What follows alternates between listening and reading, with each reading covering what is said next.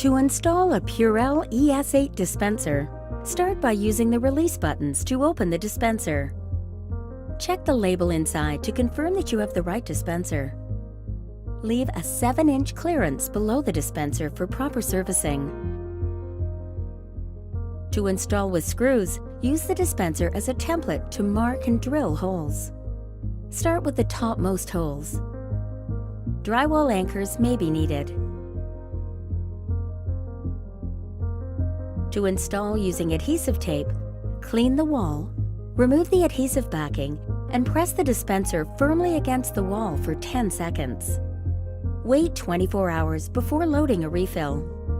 Install the backplate cover by inserting top corners first, then pressing in the bottom until you hear an audible click.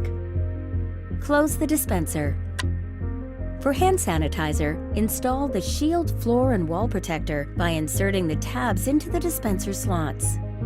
An optional key allows conversion to a locking dispenser. To activate, insert the key into the lock slot. To disable the locking mechanism, remove the backplate and push up the plastic locking tab.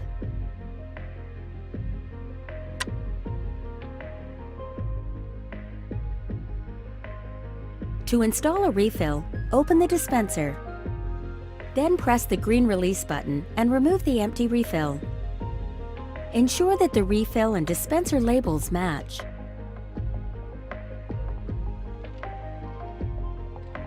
Remove the cap and insert the refill until you hear an audible click.